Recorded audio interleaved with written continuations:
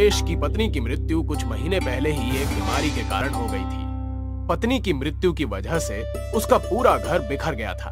उसकी एक बेटी थी तारा, जिसकी देखभाल रमेश कर नहीं पा रहा था, इसलिए कुछ महीनों बाद वो दूसरी शादी कर लेता है। रमेश की दूसरी पत्नी कमला तारा को बिल्कुल पसंद नहीं करती है। वो हमेशा अपने बेटे पर ही ध्यान देती है। एक दिन, सुन, जंगल से लकड़ी काट कर ले आ। अरे ये तुम क्या बोल रही हो? ये अभी बहुत ही छोटी है इस काम के लिए। अगर ये लकड़ी काट कर नहीं लाएगी तो तुम दोनों को खाना नहीं मिलेगा। रमेश बेचारा बिस्तर पर लाचार पड़ा होता है। एक दिन काम से वापस आते समय उसका एक्सीडेंट हो जाता है और उस वजह से उसके दोनों पैर टूट गए थे, जिसके कारण वो काम नहीं कर पाता था। इसीलिए कमला तारा पर और भी ज्यादा जुल्म करने लगी थी। पिताजी, आप चिंता मत करो, मैं जंगल से लकड़ी काट कर ले आऊंगी। तारा एक बहुत ही ईमानदार और दयालु लड़की थी। वो जंगल से लकड़ी काटने निकल जाती है। काफी दूर चलते चलते वो थक जाती है और एक आम के पेड़ के नीचे बैठ जाती है। तभी उस पेड़ के पास एक आदमी आता है और पेड़ को काटने लगता है। ये देखकर, अरे, आप इस पेड़ को नहीं काट सकते। हट जाओ मेरे सामने से, नहीं तो मैं तुम्हें भी काट दूंगा। मैं आपकी शिकायत राजा जी से करूंगी। आपको जो करना है कर लो। ये सुनकर वो आदमी वहां से भाग जाता है और तभी पेड़ कहता है, लड़की, तुम्हारा बहुत बहुत शुक्रिया। आज तुमने मेरी जान बचाई। मैं तुम्हारा एहसान कभी नहीं भूलूंगा। इसमें शुक्रिया कैसा? ये तो मेरा कर्तव्य है। तारा ये कहकर आगे निकल जाती है। थोड़ा आगे चलने पर उसे एक बूढ़ी औरत दिखाई देती है। वो पानी पानी कह रही होती है। तारा उसके पास जाती है और, क्या हुआ माई? बेटी, मुझे बहुत प्यास लगी है। यहाँ पास में ही एक कुआं है, पर मैं वहाँ तक नहीं जा पा रही हूँ। माई, मैं जाकर पानी ले आती हूँ। उसके बाद तारा उस कुएं के पास जाती है और पानी निकालने के लिए बाल्टी डालती है कि तभी, लड़की, तुम मुझसे पानी नहीं ले सकती। पर क्यों? तुम्हारा कर्तव्य है राहगीरों की प्यास बुझाना। मैं तुम्हें एक ही शर्त पर पानी दूंगा, अगर तुम मेरे टूटे हुए हिस्से की मरम्मत करोगी। ये सुनकर तारा की नजर वहीं पड़ी मिट्टी पर पड़ती है और वो जल्दी से उस मिट्टी से कुएं की टूटी हुई जगह को ठीक कर देती है। ये सब देखकर कुआं खुश हो जाता है और, तुम्हारा बहुत बहुत धन्यवाद। मैंने यहाँ आने वाले कितने लोगों से कुएं को ठीक कराने को कहा, फिर भी किसी ने मेरी बात नहीं मानी, पर तुमने कर दिया। तुम्हारा फिर से धन्यवाद। उसके बाद तारा पानी लेकर बूढ़ी औरत के पास जाती है और वहां उन्हें पानी पिलाती है। पानी पीकर बूढ़ी औरत तारा को आशीर्वाद देती है। तारा आगे लकड़ी लेने चली जाती है। थोड़ा आगे बढ़ने पर उसकी नजर एक खरगोश की तरफ पड़ती है, जिसके पैरों से खून निकल रहा होता है। तारा उस खरगोश के पास जाती है और, अरे, तुम्हारे पैर से ये खून कैसे निकल रहा है?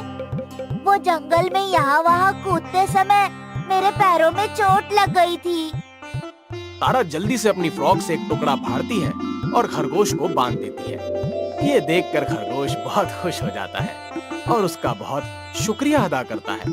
उसके बाद तारा आगे निकल जाती है और देखती है कि सामने बहुत सारी लकड़ियों का ढेर लगा होता है।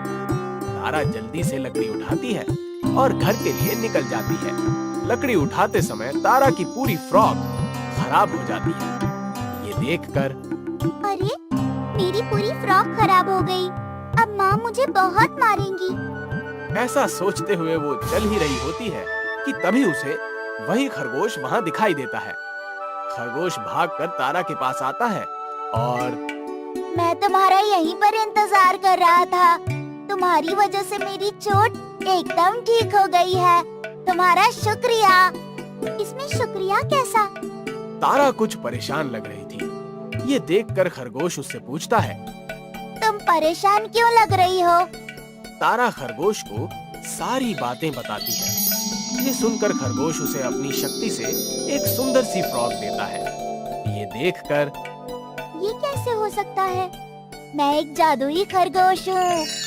खरगोश तारा को अपने जादू से बहुत सारा सोना और पैसे भी देता है। तारा खरगोश का शुक्रिया करती है और घर की तरफ निकल पड़ती है। थोड़ा आगे चलने पर तारा को बहुत प्यास लग जाती है। तभी उसे वही कुआं दिखाई देता है और तारा उस कुएं के पास जाती है और बेटी, तुमने मेरी मदद की थी। तुम मेरे कुएं से मीठा पानी पी लो। तारा पेट भर के पानी पीती है और आगे घर की तरफ निकल जाती है। आगे चलने पर तारा को आम का पेड़ दिखता है जिसे एक आदमी काटने आया था। तारा को बहुत भूख भी लगी होती है।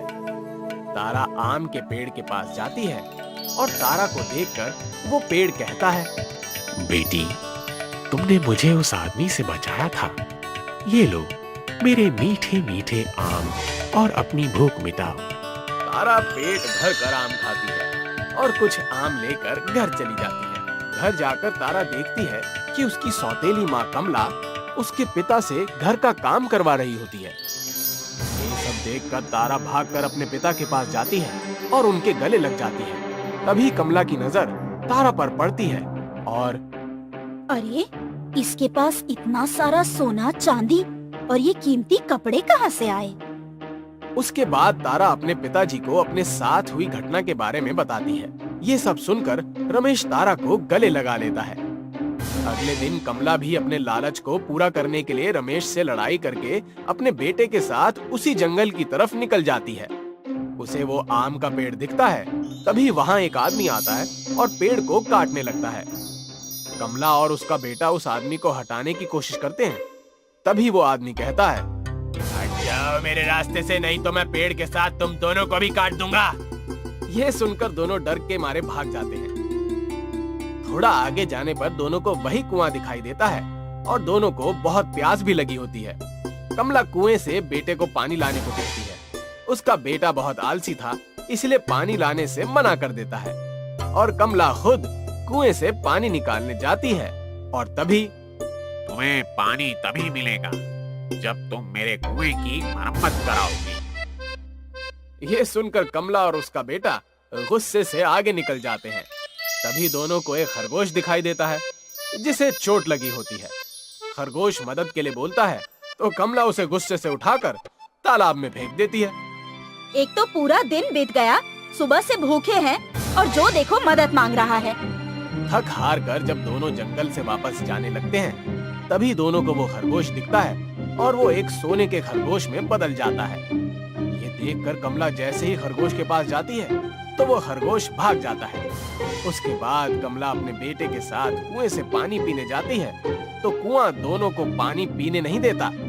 दोनों भूखे प्यासे आगे चलते हैं कि तभी दोनों को वही आम का पेड़ दिखता है और दोनों जैसे ही आम तोड़ने लगते हैं वो पेड़ बहुत ऊंचा हो जाता है। जब मैं मुसीबत में था तब तुमने मेरी जान नहीं बचाई, अब जाओ यहाँ से। हे भगवान, अब मैं क्या करूं? कमला के लालच और गलत व्यवहार के कारण आज उसके पास कुछ नहीं बचा। दूसरी तरफ तारा अपने पिता के साथ आराम से जीवन जी रही होती है।